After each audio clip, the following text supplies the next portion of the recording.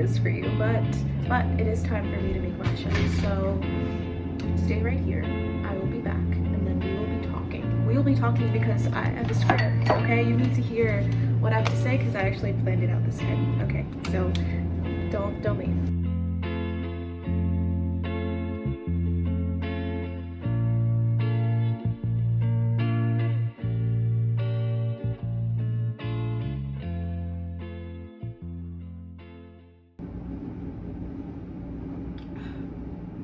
Okay, I'm ready. I'm ready to talk. Also, don't come at me because this isn't real matcha. It's really not, okay? You can just tell from the color that this is like D grade matcha just because it's all. But I'd rather make this at home and not pay $8.50 to get the same quality, if not even worse, because it just tastes like glorified steamed oat milk. So if I can just make this for free at home, I'm going to placebo. I don't know if that's the right phrasing actually. I'm going to just be a little delusional, okay?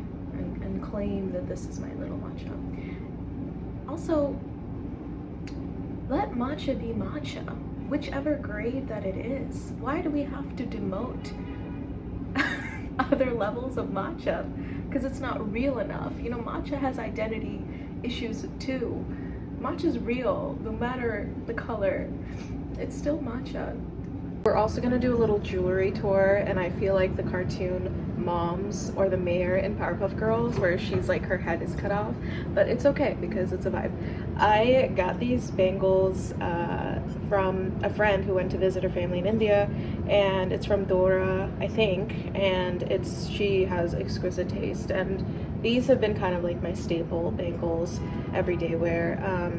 This is from Dumbo, the flea market in Brooklyn, and I went with a friend, and I didn't like, actually I'll zoom in, I didn't like this eye. It was way too freaking green. I'm like, this is spooky. And then the girl was like, oh, I have another one, you want to see that one? And it was the same eye. I was like, my lady, I'm not talking about the color because it's gorgeous, but just the eye was just a little too Danny Phantom Nickelodeon green ooze mess. But I ended up getting it anyway just because I've never seen anything like it. And also, look at it, she's so cute. This one is from Salem. Actually, I went to visit a girlfriend in Boston. We took a train up to Salem. It was so packed. Me and her left after like the first half hour or hour. But I couldn't leave without buying some sort of jewelry because that's just who I am. And it's a peacock wrist / arm cuff. I have no idea where these rings are from, but they're gorgeous. And I'm gonna sit my ass back down, and we're gonna chat. We're gonna chat. For those of you who are new here, welcome. This is a confessional type of vlogging style where I spew this stream of consciousness type of type of confessions. I don't know. I think it's a lot more just me talking to myself, or potentially my future self when I look back at my vlogs, and just documenting growth, documenting the way that I'm processing two kind of life events that I'm going through. One being unemployed, two being single. But the common thread between both of those things is that I was in a committed relationship to some entity, to someone, for 4 years. And when we think about commitment, when we think about our professional and personal life being so locked in, and then suddenly when it's kind of unwound, undone, you lose all sense of direction in your life. And I think that's where I kind of alluded to that in my previous video called on being patient with chaos. But this one is a little bit different because I'm doing a lot better. That video, oh my god, I loved my outfit in that video, but there was no light behind those eyes. I was so sad. I'm still sad, but I'm doing a better job at masking it. But I think I came home from something like the cafe or reading that day, and I was like, the lighting is amazing, I need to speak. And I didn't even realize that I was truly just, I was emoting sadness. While I'm in this space of just, you know, doing a lot better, I wanted to talk about this concept of just starting over, and then I kind of spiraled, no pun intended, about just how life is just, it's not linear, and it, you know, it's more cyclical, and that, you know, the universe has always operated in this sort of cycle, this circle, and there's always these symbols of things just starting over and over, and every ending is a beginning, and every beginning is an ending, and all of those things. And I think we're just bred and educated and, you know, taught to feel that there is a ladder. Even the games, I think about the board games that we played, like the game Life, Sorry, everything just snakes in a ladder. Everything was just about moving forward, right? Most board games, I think, are just about moving forward, and that's just how we thought, you know, life was going to be like. You just move forward, and that if there's ever a space to step back, you have actually committed the greatest crime of humanity, of human history. I also realized that this reflection I've had about starting over, and how I shouldn't see life feeling like one straight line that you collect little, you know, little tokens of success and move forward that way. I remember 5-6 years ago when I was in college recording a voice memo, because that's just how I get things out of here.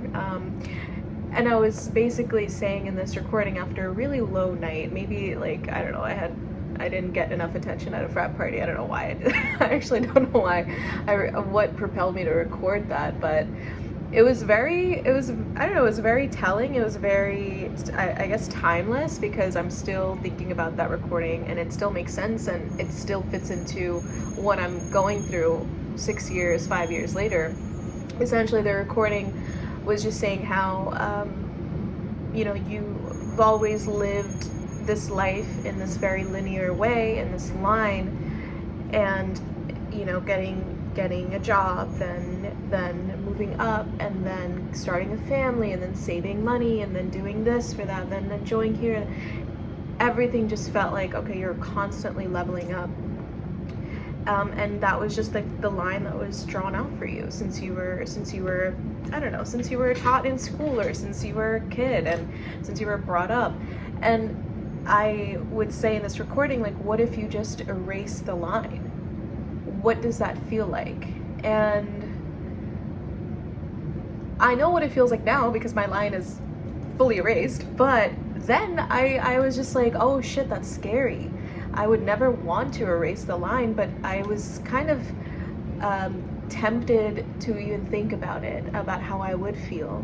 And I thought that was just very, I guess, like, reflective from my 21-year-old self, 20-year-old self. Yeah, I still don't know why I was recording that, but I can thank myself, because she was going through things, I guess. But yeah, I wanted to erase the line and be tempted to create a new one. Or it doesn't have to be a line. It could be like a dot. It could be a circle. It could be a swirl of of geometrical figures or irregular figures. It could be anything. Why does it have to be a line? I think I was just so frustrated about, like, having just a line for myself, for my life. Like, how boring, you know? What if your life didn't metaphorically look like a line? What if it looked, I don't know, like a pie chart? Or, oh, no one likes pie charts. What if it looked like a bar graph or a constellation, or I don't know. Now I'm just getting a little bit more poetic, but regardless, that is where I wanted to kind of start off, because, you know, my 20-year-old self was thinking about this, and I can tell her now that, yeah, it's fucking scary. It's stupid. I don't have that line anymore to guide me into a decent direction. And yeah, I guess it's just scary. It's supposed to feel freeing. I think that's what a lot of people have been advising me and telling me that, oh, this is so exciting, I'm just so happy for you, it's so freeing, you can do anything. But my catastrophic mind and, you know, the way that I think everything is just gonna fall into pieces or the shoe will drop, that kind of mindset is going to be petrified, because I don't know how to process anything, any change, good or bad, in my life with a positive outlook, because I'm worried that if I'm too positive, then I will be punished somehow by the universe, by something like, oh, spoke too soon, that's what you get for being an optimist. But yeah, now I'm realizing that there really aren't no rules, there's no reward, there's no punishment in life, it's just what it is. And I think we can make up these narratives and these stories and think that we will be punished for being too happy, or feel like we'll be rewarded if we're really sad about a certain thing, or if we're really, you know, grieving a certain thing, we'll get rewarded. And I just feel like this punishment and reward system is just something that humans have just made up just to create some sort of safety net. But life is way too simple and complex at the same time to just work in that reward and punishment system. I don't know. Anyway, this is what I mean, right? I don't know where my original train of thought is going. I need to go back to the station. I need to go back to the station. Okay, it was about linear progression in life and how that's just not working out for me anymore. And I don't think it should work out for anyone, to a certain degree, right? Like, obviously, if you are, for example, getting a degree in law or medical fields, you need to move forward in that way. Spiritually, metaphorically, and just in a very, hold on. Okay. Spiritually, metaphorically, in any other direction in your life, like, you can take a step backwards. You can take a step forward. You can leap forward. There's just no bounds to how you'll be moving in life. And something, yeah, that's just something I've been thinking more about and kind of getting comfortable with. I'm not, you know, excuse the way I talk, but I'm not exactly believing my words right now. I'm just saying them to this camera, hoping one day when I look back at this, I will fully believe in what I'm saying. Speaking of endings and beginnings, I wanted to read to you guys an excerpt of this essay from the digital magazine, the Marginalian. Lots of good essays there, actually, so I highly recommend if you are a writer, avid reader, and just an appreciator of literature and poets and all of the things in between. I will link the essay actually in the caption so you guys can read the full thing. But it's called The More Loving One, The Science of Entropy and the Art of Alternative Endings. And I love the poem, The More Loving One, by W.H. Auden. It's one of my favorite poems. And yeah, you just have to hear this, okay? The transformation of order into disorder, of constancy into discontinuity, is how we register change until one moment from the next. Without entropy, the universe would be a vast, eternal stillness, a frozen fixity in which never and forever are one. Without entropy, there would be no time, at least not for us, creatures of time. Let's look at the definition of entropy. The degree of disorder or uncertainty in. Broadly, the degree of disorder or uncertainty in a system. The degradation of the matter and energy in the universe to an ultimate state of inert uniformity. Entropy is the general trend of the universe toward death and disorder. Wow. Crazy. Okay? I need to just sit with each sentence, each line for at least, I don't know, a day, because there's just a lot of profound reflections in just that small snippet. I kind of connect it with starting over and over, because that is how we become who we are. That is how we evolve. That is how change works. And without change, you will be forever stuck wherever you are.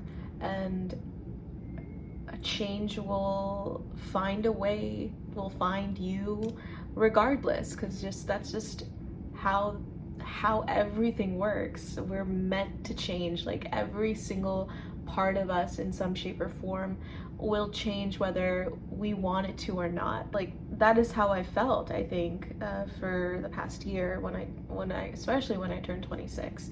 And you know, the definition of entropy can feel so alarming, because it's literally talking about disorder and uncertainty, the things that no human likes hearing.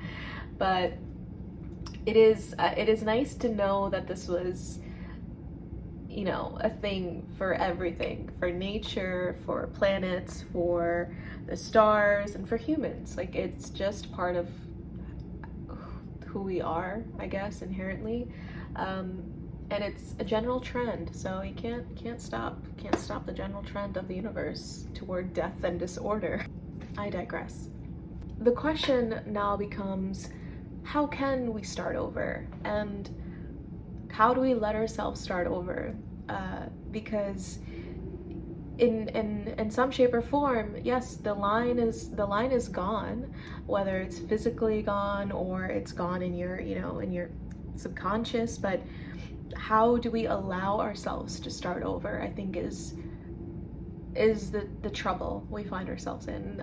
I find myself getting really frustrated when I don't have a logical pattern in my day-to-day life, like work, school, like most of us, work, school, social obligations. If I have to create this life for myself every single day, and I have to wake up from my bed and choose a life that I'm really going to be proud of every single day, that is a lot of pressure.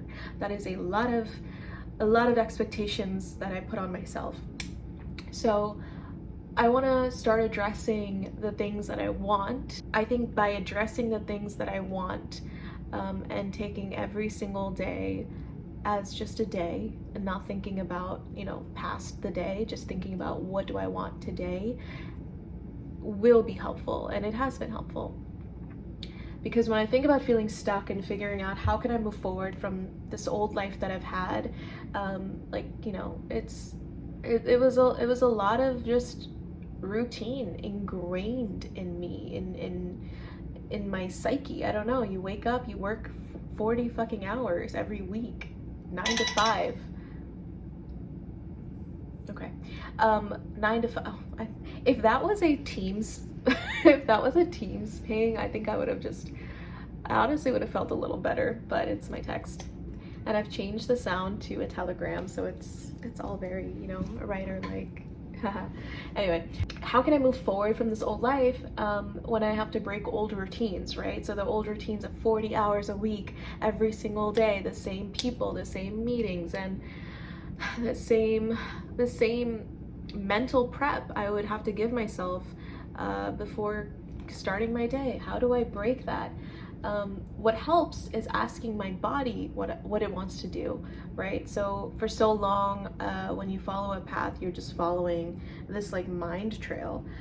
But when you are left without this line, without this path, you just have to listen to your body. What I've started to do is just shut my brain off. It's like, I don't know if you guys watch The Vampire Diaries, but it's similar to when, you know, Elena or Stefan is like, shut your humanity off, Elena, shut it off, and then she closes her eyes and she's like evil, I guess, or just like stoic.